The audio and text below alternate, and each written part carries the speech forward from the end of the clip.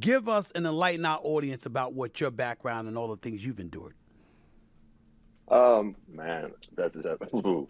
I guess growing up in Kentucky, I started becoming famous at about age 15 just for playing basketball. Mm-hmm. And then I went on and was one of the top two or three players in the country as a high school player, McDonald's guy, and went to Kentucky and was an All-American at Kentucky. I left school early. The school was getting ready to go on probation. I left school. I was the eighth pick in the draft of the Charlotte Hornets, was the youngest player in the NBA my rookie year. Um, Del Curry, one of my best friends, met him the first day I moved to Charlotte, pulled up.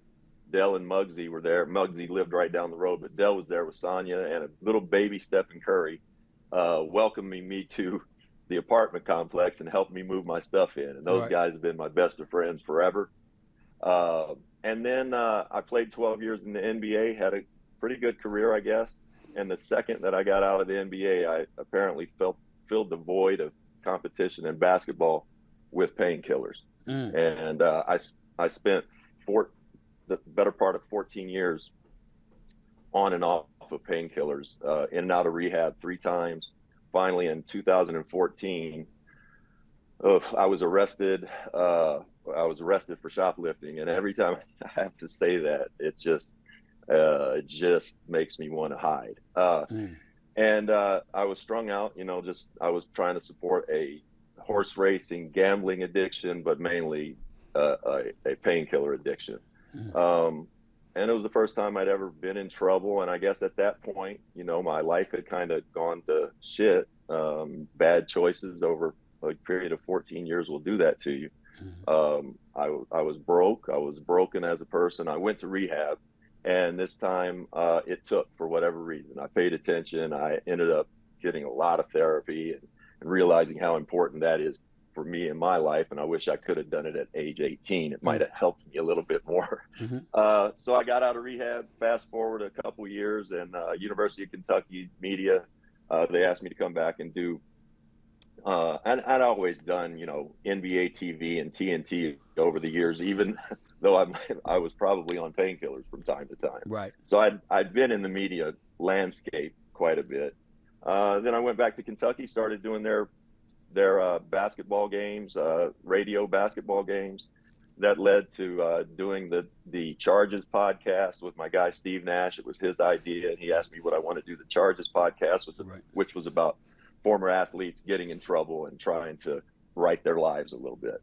And then I went and did this great show with CNN Plus. You probably remember it, right, Stephen A? It lasted 4 episodes. They shuttered CNN Plus, and I was left. I was in Brooklyn, living up where you're from, in that area, and really not much to do. And these guys from Smartless asked me to do this own pod, and here I am. I gotta tell you, man. I mean, I imagine that there was so many people. I love the fact that you brought up Steve Nash, because to me, Steve Nash, it's not an accident that a guy like him is supportive of you and is a friend of yours. Because I mean, me having to watch the Brooklyn Nets when he was coaching them, having to be critical sometimes, it was hard because he's one of the nicest people you'll ever want to meet. And a lot of people have said the same thing about you throughout the years. You don't see too many people walking around talking about they don't like Rex Chapman. That's just not something you heard about in NBA circles. So it's really, really good to see you in good spirits, having overcome so many of the things that you have overcome. And I think that now, particularly that you're in a public platform, you'll see the support for you swell even more, because the more people who do talk to you, the more people will want to talk to you. You can book that.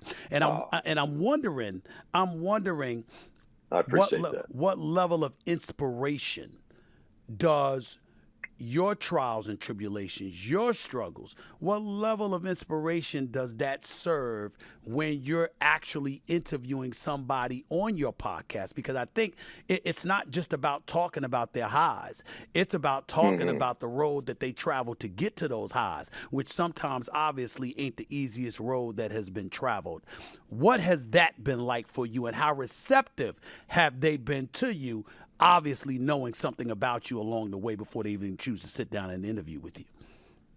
Yeah, you know a little something about the interviewing process, don't you, Stephen A A? little I'm bit, a little bit. brand new to it. That's an amazing question, Right. and I think it it gives me a bit of an advantage. If if a person over here is interviewing one of these people and asks them about their tough times, they might not give that answer. If I ask them, they know my background a little bit. They know I've had some tough times. Right. I'm asking you, where have you been? What have you learned during your toughest times? And what were your toughest times? Hmm. That question, I think, coming from me, might land a little differently with who that the person being interviewed, just because they know, no, he's not asking about, did I get a boo boo on my elbow once. Right. He's asking like, what has really hurt me. So I think that that does help to a degree.